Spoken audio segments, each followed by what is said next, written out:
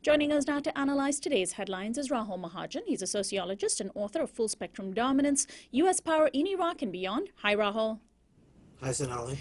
The biggest blast of the 3-week-old Saudi and U.S. war on Yemen took place yesterday. The bombing of what is thought to have been an underground weapons depot in the capital, Sana'a, set off a major explosion that resembled an earthquake and killed at least 25 people. Among the dead were many women and children, as well as at least 4 employees of a local television station. About 400 were injured. Sana'a is the stronghold of the Houthi Shia rebel group, which has taken over Yemen and whose rule has prompted the war. While the strikes are being conducted by Saudi warplanes, the U.S. is supporting them logistically, providing intelligence and other support.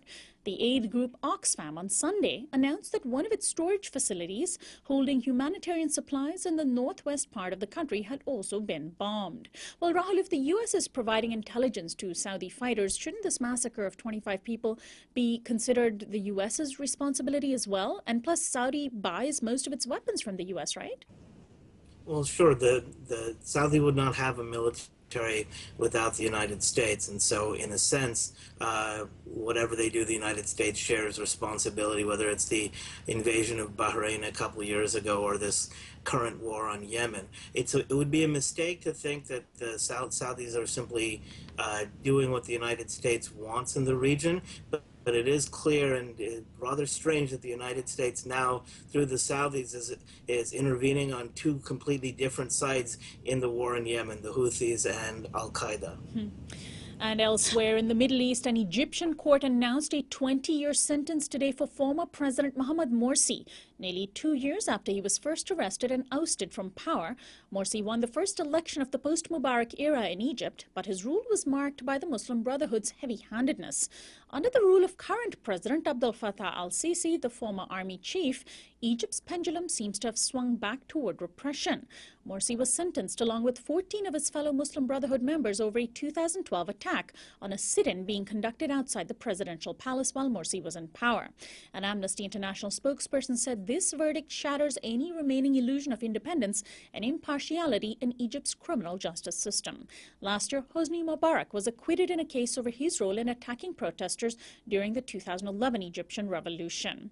Well, Rahul, how significant is this 20-year sentence for Mohamed Morsi?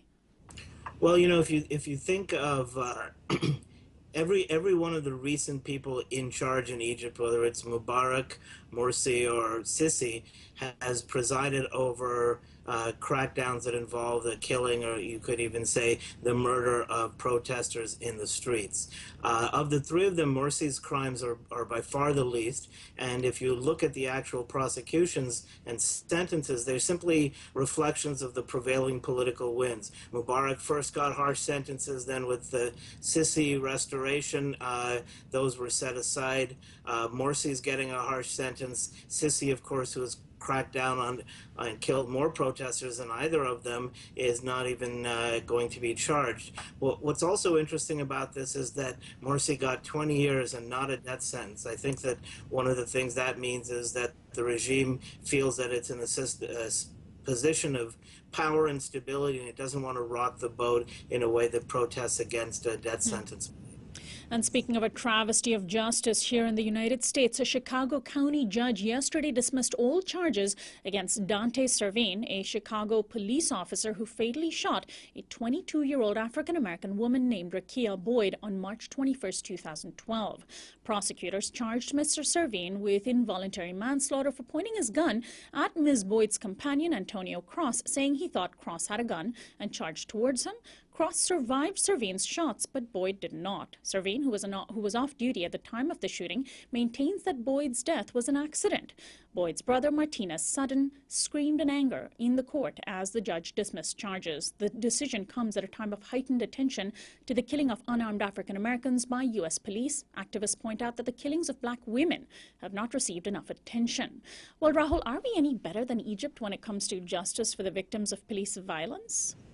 Well, I think we should note that when it comes to accountability for the elite, or in this case, servants of the elite. There are lots of countries that impose more accountability. You know, China on CEOs, Egypt occasionally on policemen, depending on, again, which way the political winds are blowing. The United States mostly does not impose accountability. Obviously, we don't want systems like those, but what we have is one of relative impunity. And I think it's also worth pointing out in this case that it's not simply that the officer was acquitted. The judge actually found that by dismissing the case, that there was no legally reasonable way to convict him of involuntary manslaughter, even though you'd think that shooting at somebody with a whole bunch of people behind him, obviously inaccurately, is almost a manslaughter.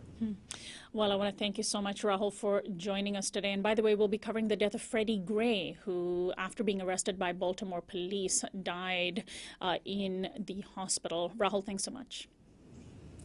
Rahul Mahajan is a sociologist and author of Full Spectrum Dominance, U.S. Power in Iraq and Beyond. This is Uprising. We'll be right back.